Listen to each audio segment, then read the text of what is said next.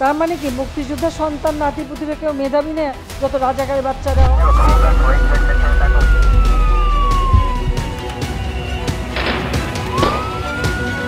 2024 সালের জুলাই মাসের 5 তারিখ থেকে আগস্ট মাসের 5 তারিখ পর্যন্ত বাংলাদেশের ইতিহাসে এক নতুন দিগন্ত উন্মোচিত হয়। কোটা সংস্কারের দাবিতে শিক্ষার্থীদের স্বতঃস্ফূর্ত আন্দোলন, যা দ্রুতই ফ্যাসিবাদী স্বৈরাচারী সরকার পতনের গণ অভ্যুত্থানে রূপান্তরিত হয়।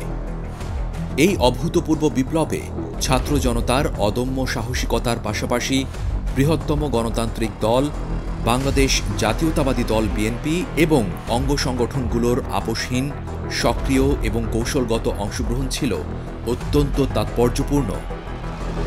আন্দোলনের সূচনা ও দ্রুত বিস্তৃতি জুলাই 5 থেকে 15। জুলাই 5, 2024। সরকারি চাকরিতে কোটা সংস্কারের দাবিতে দেশের বিভিন্ন বিশ্ববিদ্যালয়ের শিক্ষার্থীরা রাজপথে নেমে আসে। এটি দ্রুতই গণদাবিতে পরিণত হয়। শিক্ষার্থীরা ঢাকার শাহবাগ মোড় অবরোধ করে। আন্দোলন দেশের অন্যান্য প্রান্তে ছড়িয়ে পড়ে। জুলাই 15। কোটা সংস্কার আন্দোলনে যখন ছাত্ররা রাজপথে সংগ্রাম করছে, পুলিশ লীগ, ছাত্রলীগ তখন পেটোয়া বাহিনী দিয়ে ছাত্রদের উপর গুলি, লাঠিচার্জ, টিয়ারশেল সহ সাধারণ ছাত্রছাত্রী জনগণকে বাড়ি থেকে বের করে হত্যা চালায়।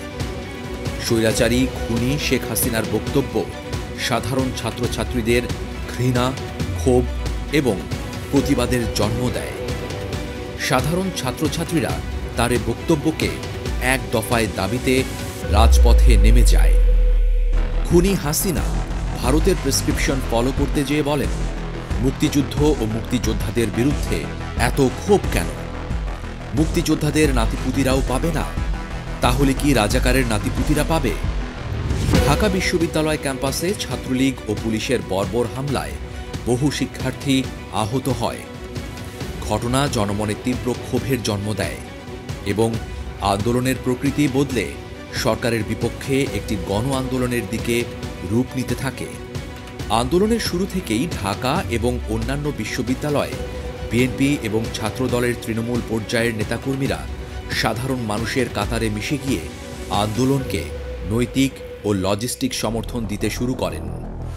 ফ্যাসিস্ট স্বৈরাচারী শেখ হাসিনার দেয়া বক্তব্যের প্রতিবাদ জানাতে ঢাকা বিশ্ববিদ্যালয়ে মিছিলকারীরা আবাসিক হলগুলো থেকে বেরিয়ে এসে তুমি কে, আমি কে, রাজাকার, রাজাকার, কে বলেছে, কে বলেছে, সরকার, সরকার, চাইতে গেলাম অধিকার, হয়ে গেলাম রাজাকার, এবং কোটা নয়, মেধা, মেধা, মেধা, এ ধরনের স্লোগান দিয়ে মিছিল করতে থাকে।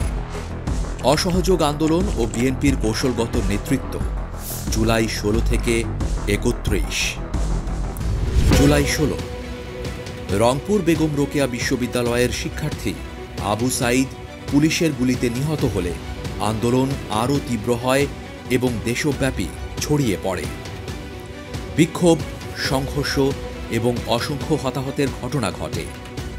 সরকার 18 জুলাই ইন্টারনেট বন্ধ করে দেয়, যা অস্থিরতা বাড়ায়। সংকটময় সময়ে বিএনপির ভারপ্রাপ্ত চেয়ারম্যান তারেক রহমান দূর প্রবাসে থেকেও আন্দোলনকারীদের দিক নির্দেশনা দিতে থাকেন। তার নেতৃত্বে বিএনপি কৌশলগতভাবে সরাসরি সম্মুখ সারিতে না এসেও আন্দোলনের মূল চালিকা শক্তি হিসেবে কাজ করে। তারেক রহমানের নেতৃত্ব ও জাতীয় ঐক্যের ডাক। বিএনপির ভারপ্রাপ্ত চেয়ারম্যান তারেক রহমান, যিনি দীর্ঘকাল ধরে গণতন্ত্র পুনরুদ্ধারের সংগ্রামে নেতৃত্ব দিয়ে আসছেন, তার দূরদর্শিতা ও নেতৃত্বগুণ প্রমাণ করেন। তিনি ভার্চুয়ালি আন্দোলনকে গতিশীল রাখেন। তার নেতৃত্বে বিএনপি বিভিন্ন রাজনৈতিক দল, বুদ্ধিজীবী এবং পেশাজীবীদের নিয়ে জাতীয় ঐক্যের ডাক দেয়, যা আন্দোলনকে আরও শক্তিশালী করে তোলে। সাংগঠনিক সমর্থন ও লজিস্টিক সহায়তা। বিএনপির বিশাল সাংগঠনিক কাঠামো আন্দোলনের সময় অত্যন্ত গুরুত্বপূর্ণ ভূমিকা পালন করে। দলের নেতাকর্মীরা সারা দেশে আন্দোলনকারীদের জন্য নিরাপদ আশ্রয়, খাদ্য, চিকিৎসা সেবা এবং আইনি সহায়তার ব্যবস্থা করেন। বহু আহত আন্দোলনকারীকে বিএনপির সহায়তায় চিকিৎসা দেয়া হয়। নিরবচ্ছিন্ন যোগাযোগ ও তথ্য সরবরাহ। সরকার যখন ইন্টারনেট বন্ধ করে দেয় এবং তথ্য প্রবাহ সীমিত করার চেষ্টা করে, তখন বিএনপি নিজস্ব নেটওয়ার্ক ব্যবহার করে আন্দোলন সংক্রান্ত তথ্য সাধারণ মানুষের কাছে পৌঁছে দেয়। অসহযোগ আন্দোলনের প্রতি পূর্ণ সমর্থন। যখন ছাত্রনেতারা অসহযোগ আন্দোলনের ডাক দেন, তখন বিএনপির পক্ষ থেকে কর্মসূচির প্রতি পূর্ণ সমর্থন আসে। এটি আন্দোলনের প্রভাবকে বহুগুণ বাড়িয়ে দেয় এবং দেশকে কার্যত অচল করে তোলে। চূড়ান্ত পর্যায়ে ও ফ্যাসিবাদী শাসনের পতন আগস্ট 1 থেকে 5। জুলাই মাসের শেষ দিক থেকে আন্দোলন চূড়ান্ত অসহযোগ আন্দোলনে রূপ নেয়। সারা দেশের সরকারি বেসরকারি প্রতিষ্ঠান, বাণিজ্যিক কার্যক্রম এবং গণপরিবহন স্থবির হয়ে যায়।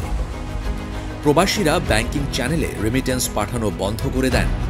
পরিস্থিতিতে সরকারের ওপর চাপ তীব্রতর হয়। আগস্ট 1। সরকার জামাত শিবিরের রাজনীতি বন্ধের ঘোষণা দেয়, যা আরও উত্তেজনা সৃষ্টি করে। আগস্ট 3। কেন্দ্রীয় শহীদ মিনারে এক বিশাল ছাত্র সমাবেশ অনুষ্ঠিত হয়, যা আন্দোলনকে আরও বেগবান করে। বিএনপির সরাসরি অঙ্গ সংগঠন হিসেবে ছাত্রদলের আন্দোলনের প্রতি তাদের দৃঢ় অঙ্গীকারের প্রমাণ হিসেবে সেখানে সক্রিয় অংশগ্রহণ করে। সমাবেশ থেকেই জুলাই ঘোষণা প্রকাশ করা হয়। আগস্ট 4। বৈষম্য বিরোধী ছাত্র আন্দোলনের পাশাপাশি বিএনপির পক্ষ থেকে ফ্যাসিবাদ বিরোধী আন্দোলন কর্মসূচি পালন করা হয়, যা আন্দোলনের পরিসর আরও বিস্তৃত করে। আগস্ট 5। জনরোষের মুখে তৎকালীন প্রধানমন্ত্রী শেখ হাসিনা পদত্যাগ করতে বাধ্য হন এবং দেশত্যাগ করেন। দীর্ঘ 15 বছরের স্বৈরাচারী শাসনের অবসান ঘটে। দিনটিকে 36 জুলাই নামেও অভিহিত করা হয়, যা জনগণের অবিস্মরণীয় বিজয়ের প্রতীক। বিএনপির আত্মত্যাগ ও ভূমিকা। 15 বছরে ফ্যাসিবাদ বিরোধী আন্দোলনের পটভূমিতে বিএনপির লড়াই, সংগ্রাম, ত্যাগ। গুমের শিকার হয়েছেন 1204 জন। জুলাই আগস্ট গণ অভ্যুত্থানে শহীদ সংখ্যা 422 জন। মিথ্যা মামলার সংখ্যা 1,42,983 জন। মিথ্যা মামলায় আসামি সংখ্যা 59,29,492 নেতাকর্মী। খালেদা জিয়ার বিরুদ্ধে 36 মামলা। তারেক রহমানের বিরুদ্ধে 135 মামলা। গণ অভ্যুত্থানে বিএনপির নেতাকর্মীরা যে আত্মত্যাগ করেছেন তা ছিল অতুলনীয়। দলের কেন্দ্রীয় দপ্তর থেকে প্রাপ্ত তথ্য অনুযায়ী জুলাই আগস্টের এই আন্দোলনে বিএনপি ও তার অঙ্গ সহযোগী সংগঠনের 700 অধিক নেতাকর্মী শহীদ কিংবা গুরুতর আহত হন। বিপুল সংখ্যক আত্মত্যাগ প্রমাণ করে বিএনপি জুলাই গণ অভ্যুত্থানে শুধুমাত্র নীরব দর্শক ছিল না, বরং তাদের নেতাকর্মীরা রাজপথে সাধারণ মানুষের সাথে কাঁধে কাঁধ মিলিয়ে, এমনকি নিজেদের জীবন উৎসর্গ করে আন্দোলনের অন্যতম চালিকা শক্তি হিসেবে কাজ করেছে। তারা তাদের সুসংগঠিত কাঠামো, জনসম্পৃক্ততা এবং তারেক রহমানের দূরদর্শী নেতৃত্বে আন্দোলনকে সফল গণবিপ্লবে পরিণত করতে অপরিহার্য ভূমিকা পালন করেছে। উপসংহার। জুলাই আগস্ট 2024 সালের গণ অভ্যুত্থান বাংলাদেশের ইতিহাসে অবিস্মরণীয় অধ্যায়। আন্দোলন শুধুমাত্র ফ্যাসিবাদী সরকারের পতনই ঘটায়নি, বরং জনগণের ক্ষমতার প্রতি গভীর আস্থা স্থাপন করেছে। গণবিপ্লবে ছাত্র জনতার অদম্য স্পৃহা এবং বৃহত্তম গণতান্ত্রিক দল হিসেবে বিএনপির আপোষহীন ভূমিকা বাংলাদেশের গণতন্ত্র পুনরুদ্ধার এবং সমৃদ্ধ ও গণতান্ত্রিক বাংলাদেশ গড়ার পথে শক্তিশালী ভিত্তি স্থাপন করেছে।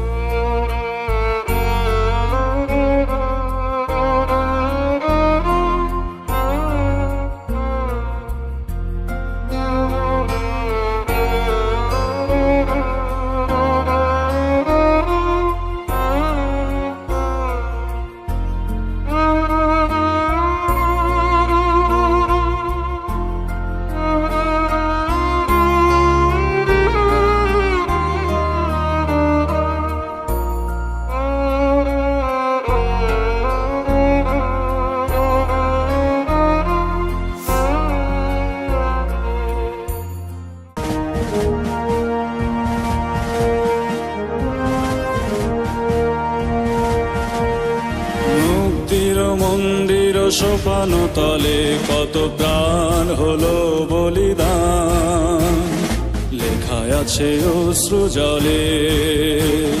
মুক্তির মন্দির সোপান তলে কত প্রাণ হলো বলিদান, লেখায় আছে অশ্রু জলে। কত বিপ্লবী বন্ধুর রক্তে রাঙা বন্দিশালার ওই শিকল ভাঙা, কত বিপ্লবী বন্ধুর রক্তে রাঙা বন্দিশালার ওই শিকল ভাঙা। তারা কি ফিরবে আজ, তারা কি ফিরবে আজ সুপ্রভাতে, যত তরুণ অরুণ গেছে অস্তাচলে। মুক্তির মন্দির সোপান তলে কত প্রাণ হলো বলিদান, লেখা আছে অশ্রু জলে।